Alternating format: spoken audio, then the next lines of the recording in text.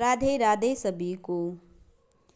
बोलिए सत्यनारायण भगवान की जय हो। आइए सुनते हैं मार्गशीर्ष की पूर्णिमा की कथा।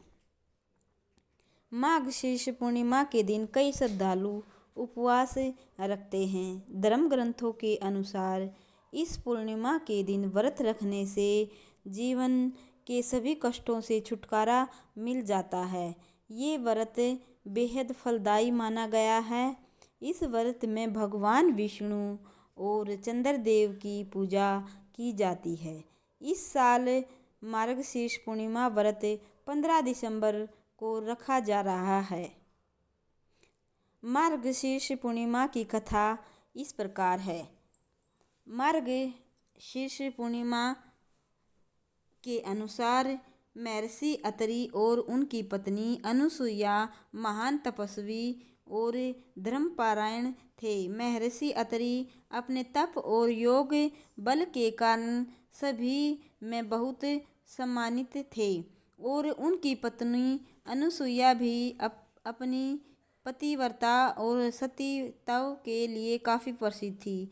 एक दिन उनकी महान तपस्या और सद्गुणों से प्रभावित होकर त्रिदेव ने उनकी परीक्षा लेने का निर्णय लिया। त्रिदेव भिक्षुकों के रूप में माता अनुसुईया के आश्रम में पहुँचे और उन्होंने उनसे भोजन की याचना की, लेकिन उन्होंने ये रखी कि माता अनुसुईया को उन्हें निवर्स्त्र होकर भोजन कराना होगा। अनुसुईया ने अपने सतीत्व और तप बल से उन तीनों को छोटे बच्चों में बदल दिया और फिर उन्हें निवस्त्र होकर भोजन कराया।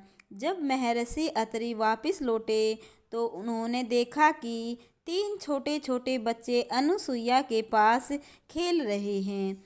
इसके बाद अनुसुईया ने पूरी घटना उन्हें बताई। महर्षि अत्रि ने अपने योग बल से तीनों के वास्तविक रूप को पहचान लिया।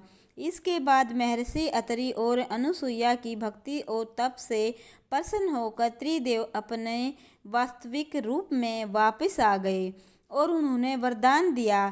त्रिदेव ने महर्षि के यहाँ एक पुत्र के रूप में जन्म लिया। कहते हैं महर्षि अत्रि और माता अनुसुईया के पुत्र ही भगवान दत्तात्रेय के रूप में प्रसिद्ध हुए। इसलिए ही मार्गशीर्ष पूर्णिमा के दिन भगवान दत्तात्रेय के रूप की पूजा की जाती है। इसके अलावा ये दिन भगवान विष्णु और शिव जी की आराधना के लिए भी महत्वपूर्ण माना गया है। बोलिए सत्यनारायण भगवान की जय हो।